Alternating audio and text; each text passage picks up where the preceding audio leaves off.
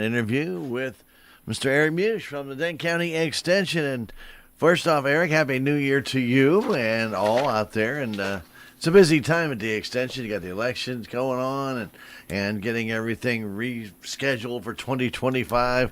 So a lot of things happening, isn't it? Yes. Good morning. Thanks. Happy New Year to you as well. I always think, Stan, that we're going to get to the end of the year and then be able to take a deep breath, but you hit the beginning of the year the next day, and all of a sudden it's ramped right back up. You might have one day off, right? You might get one day off, but that kind of getting to the end of the year is just a kind of a fallacy because next year starts right away. But yeah, there's the Extension Council election coming up. Mm-hmm. The election is January 27th to the 31st. People can vote online on the Extension website or stop by the office or call the office for more information. Right. The ballot went out today in your world today, so that's available. Good. And they can vote on that ballot and take it by the Extension office. Good. Or mail it in, yeah. And we always hope for good, participation in the election because the strong council makes a strong organization. And I think some people just don't realize how important that is to make sure that people are serving in the Extension. Really because the Extension provides so many different services, Eric. And I know I could probably go grab 50 people out there, and most of them would know maybe one or two things that the Extension does that they've been involved with the Extension, but they don't know about the rest. Right. Yeah, Extension's got its fingers in just about everything, on the local level, on the state level.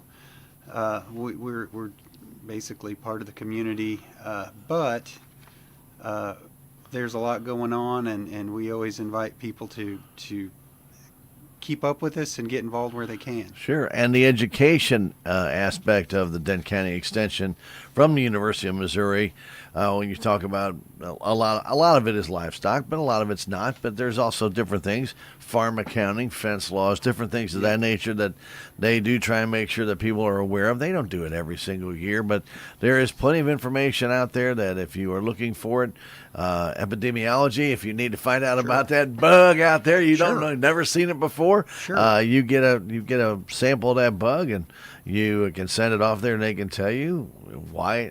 They can tell you what it is, first off. They may not be able to tell you why it's there. Right. Might have got caught on a wind or something, or maybe on a freight train going by. But whatever. And just as an example, we've got the Central Missouri Forage and Beef Conference coming up in February. It's the 28th of February. We have it every year in Vienna. Dent County is always really well represented. And if you're interested in attending that, you can RSVP by February 20th. You can call the Extension office at 729-3196. 729-3196, or the Marys County Soil and Water office at 573-422-3342. You don't call the office much. No, I don't call the office They call much. you more than you call them. But just as an example of some of this education we were talking about, we're going to have speakers on financial planning for planting natives. So there's a lot of programs out there for establishing native warm season grasses, and even though there's cost share involved, people need to understand what their financial commitment's going to be to making those pasture renovations. So we're going to have a speaker on that. Market Outlook, which is always a popular session. Mm-hmm. The cattle market is really on a run right now. It is. But we've got to keep our hands on the wheel and make sure that we're following what's going on, and the university provides a great market outlook that people always like to follow when they can. Man, the demand for beef is so high. Oh, yes. So high. Yes. The demand for beef is high. The supply is low. Supply demand, bring in the economist and they can explain the details, but that's really where we stand right now. Tick-borne diseases in cattle. We've got the prevalence of the anaplasmosis and whatnot. We're understanding a lot more about those, a lot more of the ticks that carry it. Used to think it was horseflies. They've narrowed it down to ticks more than horseflies. But now we have a new tick-borne disease that is on the horizon. It's not even on the horizon. It's actually here. And so we'll get a presentation on what's going on with tick-borne diseases in cattle. how to graze annuals, and then we're going to have a producer panel on drought recovery. Uh, it was a pretty good year last year, but drought is always right around the corner, and after the last couple of years, people need to keep that in mind. Well, we had a dry September. Yep. Well, I guess they really should say October. Right. Late September through the end of October, over 30 days. Right. No rain. And that's big when you're trying to grow some grass, and we kind of missed out on that important season to put on some fall growth. So even though it wasn't a huge drought year, our production was impacted by some local drought. Yeah, So- and we also need to tell people too, though, Eric, even though you have a drought of one kind, overindulgence is also not a good thing. You have 10, 11, 12 inches of rain. Oh. That's not a good thing either. Well, FSA is running around right now trying to assess some of that damage that Right. took place in those flash floods. And of course, everybody heard the news about Montauk and the disruption at Montauk. Well, there's a lot of farms on these rivers and creeks that have had a lot sure. of disruption as well. So a lot of fences out, a lot of debris in the fields, a lot of sand dumped in the fields. And Some fields gone. and some fields gone. Yeah. And it's always your best fields. I Yeah. mean, your best ground is that bottom You ground. bet it is. And there's a lot of impacted area due to too much rain as Yeah, well. So yeah. it's always, walking that tightrope, too much rain or too little Yeah. rain. Yeah, and it really is something when people start saying, well, we need to rain, and I go back to Daryl Scalzi. He said, well, even too much rain is not a bad thing. I said, well, it can be, Daryl. Yeah. When you get it all in one day or within an 8 to 10 hour period, that is not a good thing, because that water just runs away. It doesn't do you any good. Right. I mean, it can take a lot of things with it. That's the bad thing. Right. Fences, even animals at times, if they can Sure. get out there in that water, or if the ground around it just starts to erode, they can't get back. Sure. So we really appreciate all the great work the extension does, and I know they plan for these things. They put these conferences together, and I'm sure there'll be many, many, many more in the year 2025 that are still being scheduled as we talk. Yeah. But people need to take advantage of them, and many of them are free or very low cost to them. Free or very low cost. We've got a BQA, a Beef Quality Assurance meeting in Texas County actually this Thursday. We had one last year here in Dent County, really Right. well attended. Right. And we collaborate with the Beef Council to hold those. Used to be online. We're doing them in person. People should really think about the Beef Quality Assurance certification if they're interested, and find out where our next training is going to be. Like I said, we really had a good turnout in Dent County, so I think there's a lot of good certified producers out there. Why would a producer? What's the benefit of being certified? Why don't you explain that maybe to our listeners so they would understand The that? benefit of being certified is basically projecting an image for the industry. Mhm. We, as an industry, maintain certain standards for the welfare of our animals. Right. And by going through this certification, a lot of this is the care and well-being of the animals that people are aware of and people practice anyway. But by getting that certification, we are assuring that we are providing a quality product, and that the beef industry can be trusted, and that we are managing these issues as an industry and have high standards ourselves. Right, and maintain a consistency all the way across the Maintaining board. that consistency. I mean, everything that comes off of our place here in Dent County ends up on someone's plate. And the consumers need to trust that. And I know this quality assurance is just a small piece of that, but it is a piece of that. And so we need to be able to assure the quality of that product that we're providing the consumer. All right. And price of beef, we were talking about that when I came in. Yeah. You know, our feeder calves aren't cheap right now. No. The consumers are having to pay for that beef. So maintaining that consumer trust as prices start to increase is really important. And you say that's going to be Thursday in Texas That's County? Thursday It's in like Texas. tomorrow? Yeah, so it's last minute. If anybody wants in, they certainly can get in. So you can call the extension office in Dent County if you want in on that.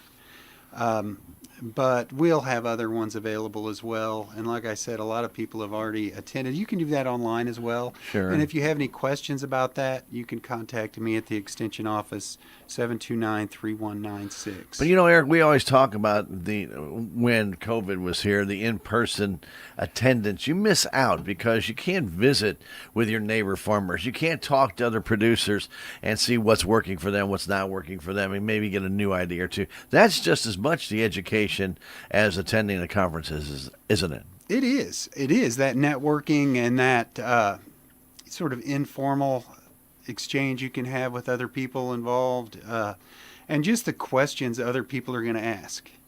I mean, when you're sitting there and you're listening to a presentation or you're in an educational program, sometimes other people will ask the question that really answers your question. Right. You're thinking about it. Yes, you just don't exactly. have it formulated. And sometimes you even get a question that's asked and you didn't even think of that. Exactly. I didn't Exactly. that didn't even come to my mind yet.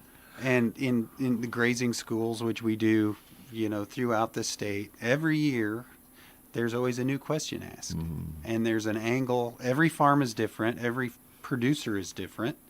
Every situation is different. And so the only way to really start to get into that mix is to get that discussion going, see people face to face, see what's concerning them. Well, I heard President Trump get all the federal people who are now working, they're all going back to office, no more in home. Yes. And I Yes. think that's very important because people, okay, I'm not trying to take anything away. There are some in-home businesses and positions that are just as good as being in the office, but many of them are not. If you're a public servant, you can't do at home Right. what you can do in an Right. office because you don't have the accessibility to everything that you do in that office.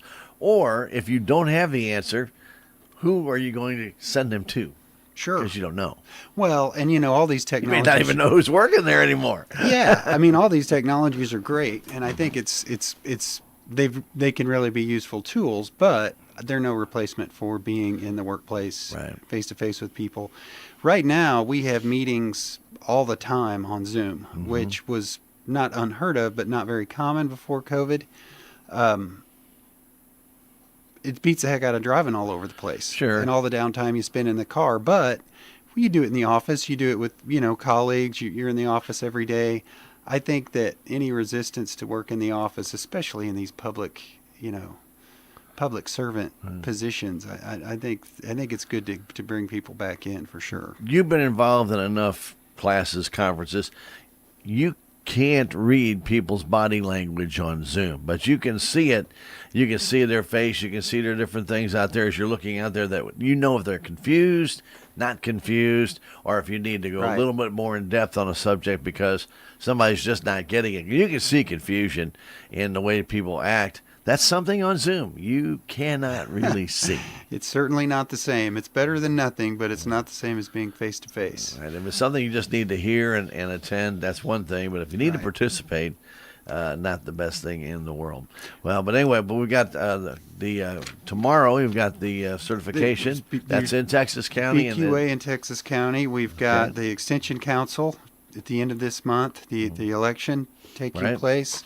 We've got the Forage and Beef Conference in February, which people should be aware of. Very good. The other thing that I want to mention is that we have a new position filled. It's not a new position. We have a newly filled position. Our youth program associate. That position it works with the 4-H and youth in the county. We've had that position open for the last couple of years, and we have just filled that with Samantha Riley. I'm sure a lot of people know Samantha in the community. She's a local person. We're really happy to have her with us. She has a background with the Beef Council. She's just recently started, but we've already started planning the coming expo. Oh, yeah. So we've had our first planning meeting of the year. We've got the weigh-in dates nailed down. You'll be hearing more about those. Steers are actually coming up pretty quick on February 22nd. I'll be here before you know it. But we are back to a full team at Extension, and we look forward to getting ready for the coming expo. Right, and I know Amy's been helping out when she can, and again, we want to thank Linda Shelton for all her great Yes. years of doing that. Yes. She kind of spoiled everybody because she had all the answers. Right, but right. but Amy did a tremendous job, and she, like I said, she's still kind of hinting to Sam what she might be looking at needing to do. But, anytime you come in a new position, especially with the extension and 4-H, and things have changed at 4-H. Now all the Sure. filing is online and different things of that nature. So a lot of changes have occurred in the 4-H, we'll say, world. And I think Sam is a real good fit for that. I really wish her the best. Yeah, we're looking forward to that. Amy is still in the community. Sure. She's actually on the Extension Council now, and so she can continue to be a resource as we get things lined out. But just having that full team again is what we're happy about, and I think it's going to be a good year. The way I kind of look at it when you take on a position like that is you're taking the rowboat under the waterfall, because here it comes. Right. Here it comes. Here it comes. And there's so much to take in. And so be patient. Sam Sure. will get it all, but it just takes time to learn it all. Sure. One other thing I want to bring up while I'm in here is this cold weather and concerns we need to think about with our livestock. And there's been a lot of information out there, and I think it's important, especially over these last couple of days where we're talking about sub-zero, in the single digits, etc. I think people need to keep in mind that this cold stress can really add up on your animals. We need to take special care of our animals Right. when they're stressed by either heat or by cold. We need to keep in mind that it takes extra energy to maintain their body condition Right. when it's cold, because they're burning extra energy to stay warm. So if we're going to supplement, we need to think about providing a little bit more energy, making sure that their feed is of a quality that's going to provide that energy. If you're on poor quality hay, you might think about some supplements, but then also water intake. Right. And it's a struggle to keep those waters open. It's a struggle to keep, even, we always say when we look at some of these waters, really no such thing as a freeze-proof tank. Right. I mean, at some point, everything's going to freeze up. And when we've got, fall calving cows with calves by their side, their water intake is going to be higher than, say, your spring calvers that are open right now. Right. So we need to make sure that we've got that water available to them, that they can always have access to good quality feed. They actually do better sometimes in cold stress than in heat stress, as far as them being able to maintain their body heat, but we need to be able to provide them what they need to be able to do that. And luckily, it hasn't been windy.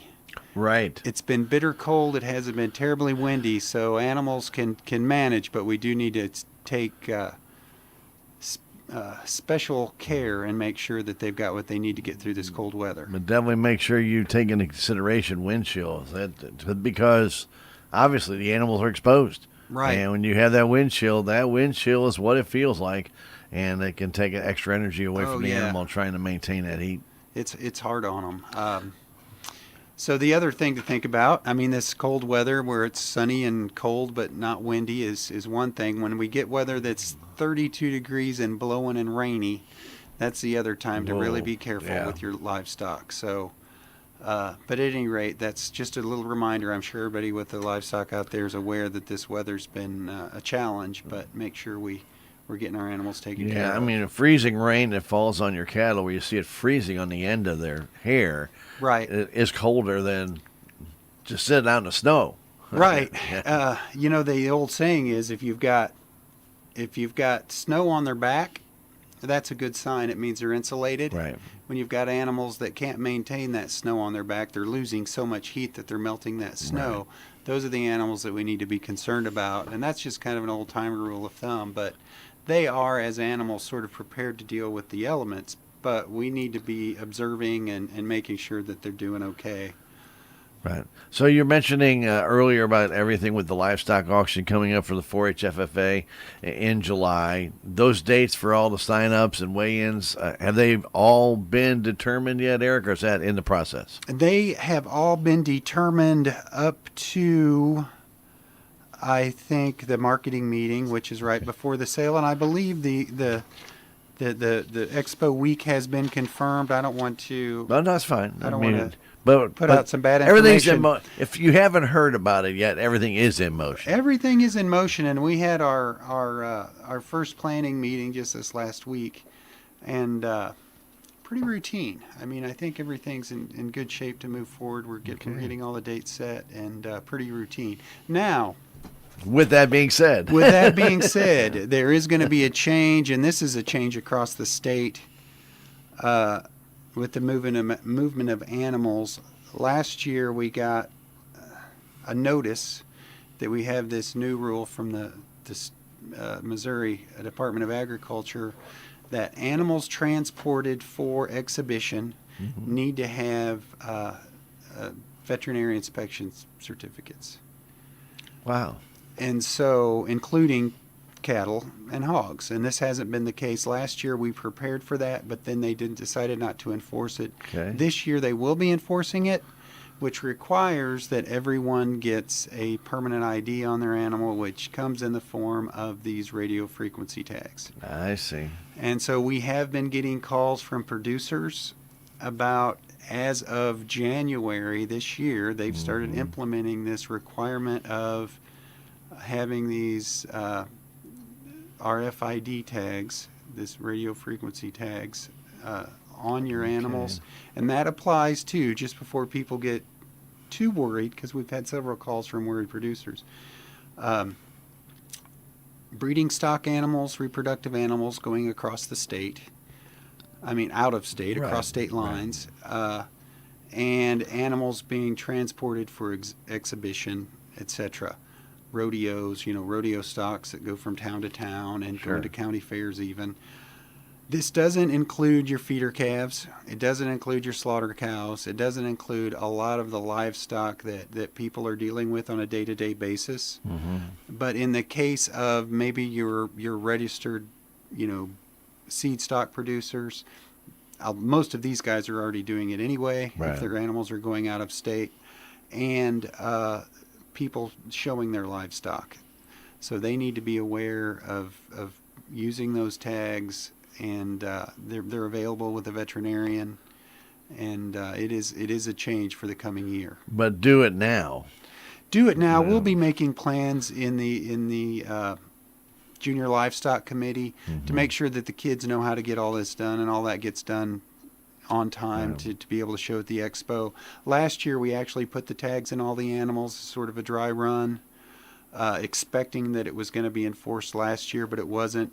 This year we'll probably make similar plans, but we are aware that these tags have to go in all these animals, because for a veterinarian to provide that certificate, that animal has to have what's considered a permanent ID. I see. And that is what is officially considered the permanent ID.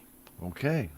Something new Something new. that And will be enforced. It will. Yeah. It is to be enforced this year. It was on the books last year, but not enforced. So we are preparing to deal with it. It's not that big of a deal. But the first time you do everything, it's the first time, and so you just kind of have to. Well, people who may not be aware. Right. And that's just Right. it. That maybe this is the very first time they're getting into the 4-H FFA auction. Right. They've never shown an animal before. They've gone to one maybe or two. Right. Never heard anything about that. And Sure. then now they're getting ready to go, and they're getting the animal, their youngsters getting their animal all ready to go and don't know a thing about this. Well, and this is just one more thing that new exhibitors have to learn. Yeah. And it's one thing that old exhibitors have to learn as well, but I think in the future it's going to have to be routine that this hoop gets jumped through to be able to do this. And a lot like the quality assurance, and for the 4-Hers we have a Show Me Quality Assurance, which is Right. sort of a curriculum targeting youth. We need to have confidence of our consumers that our livestock is being handled well, really, there are people out there that think kids shouldn't be showing livestock at fairs. And so wherever that comes from, we need to make sure that we're not fueling any of those fires by doing everything properly. Well, and you get right back to your producers and the consistency you want in your livestock market. It's just introducing those youngsters to this. Absolutely. And getting them already in tune to, okay, I'm going to need to do this, I'm going to need to do this. And there's a reason that we're doing this for us to keep that consistency in our livestock. Sure. So it's not just something made up so somebody can make $1. Right. Yeah. And it's not intended to be intrusive, but you do have to cross the T's and dot the I's. Yeah. So we all got to play by the rules, Eric. Yep, we're playing by the rules. We're playing by the rules, and we're looking forward to another good year at the expo. All right, very good. You have anything else you need I to think talk that's about? covered everything that I great. wanted to discuss this morning. I really appreciate the chance to come in here and give people the heads up. On some I guess the upcoming last thing I would events. mention is don't forget to get that hay tested. If you're not quite sure how your hay is, if it's got any kind of good nutrients or bad nutrients to That's it. true. A lot of people don't get it done, but it's so easy and inexpensive to do through the extension. I do have a couple other things. Okay, you fire them out. Awesome. Thank you. Thank you for the reminder for the hay test. Okay. I mentioned earlier taking care of these cows in this harsh weather. Mm-hmm. Is it good hay? Is it bad hay? Do we need a supplement? Do we not need a supplement? Sure. The only way we're going to know is if we have that hay tested. Right. And if you've got different cuttings or different fields in your barn, you should have them tested, know where they are, know when you can get into your better hay, know when your animals are going to need your better hay, when you can feed your ranker hay.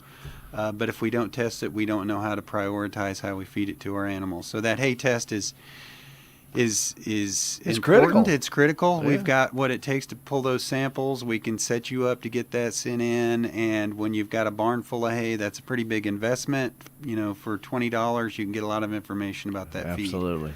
The other thing is there is a new requirement along with the RFID tags. They're piling the new requirements on us this year. Again, coming from the Missouri Department of Agriculture, and this is in the private pesticide applicator license process. I saw something about that. I didn't read that yet. Yeah. And they have been threatening to revise that process for a number of years, and they have finally done it. So this year there's a different process for getting that training. There are different fees involved, and it's not going to be as simple as it has been in the past. Easy, yeah. So if you have that license, it's good for 5 years. You might look at it and see when it expires. If it expired this year, you kind of missed your chance to take the test last year and get another 5-year license. But moving forward, don't be surprised when you go in to renew that license that the goalposts have changed a little bit. So just so people are aware of that and aren't caught off guard. That being said, most of the popular products people are using are over the counter and don't require a license. So you can even assess, do you even need that license? Sure. Of course, it's great information to have regarding safety and how to handle those materials, but there's a lot of sort of go-to herbicides out there that people are using on hay, using on pasture that don't require that permit. So that's another thing to consider as well. Right. I think the big scare years ago, Eric, was that you never know if they're going to change that to where that what you've been applying for years suddenly becomes, well, no, you have to have a license now to use this type of pesticide. Right. And that was always the big scare because there were certain things that were changing rapidly and new products were coming out all the time. If you weren't licensed, you couldn't use them. Yeah, and that is still the case. What we deal with in our pastures and hay fields is usually pretty simple and straightforward. Mm-hmm. If you're in the row crop business or if you're trying to grow alfalfa and control insects, it's a little bit different story. If you're in the specialty crops and controlling, fungus and some of the issues related to producing specialty crops, it's a different world. But in our world of of forage and pasture. Um, it's usually pretty straightforward. They'll throw us a curveball sometimes, Yeah. but we always should probably be prepared because they can throw us a curveball anytime. Very good. And sometimes that's because new information comes out. Right. You know. Right. And if they need any more information about the private pesticide application, do we have a number? Or is there going to be a class on that this year? They are starting to schedule those Okay. classes, and it's not the simple sit down and watch the 2.5 Yeah. hour video. With your pamphlet? Yeah, they've updated it from that, and there are some tests involved, I understand, so we have to make sure that, you can call the extension office at 729-3196. If you know you're going to have to buy some of those materials this spring, Janet can give you all the information. She has been updated on what this process is going to involve. So, and then of course Gatlin Bunton, our agronomist, he is really the resource that we have for dealing with this. Janet can put you in touch with Gatlin, and Gatlin can even determine, of course, which products probably would serve you best. Exactly. So you might even start there. What products do you need based on your on your situation, and then Gatlin can help determine whether or not you actually even need some of those restricted pesticides or not. Or maybe what you already use. Right, exactly. Yeah. If you don't need it, why go get it? If you don't need it, why go get it? Yeah. I agree. Very good. Well, good. I'm glad I reminded you of a couple things. If you keep reminding me, there'll be more there. But I'm sure there is. There's always stuff going on. There's a lot of information. You start a new year, and there is a whole bunch of things that people do need to keep track of. But they can actually go on the extension website, and you can come across a lot of the different upcoming conferences and classes that are going to be held, and they add to that all the time. So don't just go one time and think you've got it covered. And our website, I think, is getting more user friendly. They updated it last year, and it's a little bit more user friendly. It's easier to find things. Yes. I was in Walmart last night and ran into a guy, and we were discussing direct marketing beef. And I said, we've got some materials on that. And so I got on my phone, and I was able to pull up the price calculator. Wow. Just by searching, beef budgets on the extension website, and it pulled the price calculator up. Wow. And that's a lot better than it used to be. It's a lot you had to have a better than it used to be. PhD just to figure it out. So if you can get on the website, you can usually find things pretty easily. And of course, we don't have everything at MU Extension. And just a little clue for people, if you Google anything related to production or any topic that you're interested in, if you write the word extension in the search, so it's maybe potato pest extension, you're going to get led to the university pages. Whether University of Missouri Extension has something on potato pests or not, you will get the information from the states that do have information on potato pests. Sure. And you don't have to troll through all of that sometimes bad information that's available on the internet. Gibbity goo, it's a bunch of junk out there, and you can read. I mean, if you want to see what other people are saying, that's your own prerogative. But if you want to get some accurate information, stick with the extension reports, because they're done with intense scrutiny. And yes, they are. And some people say maybe a little bit too much scrutiny sometimes, but that's how you keep credible. That's how you keep your credibility. I was looking at some of the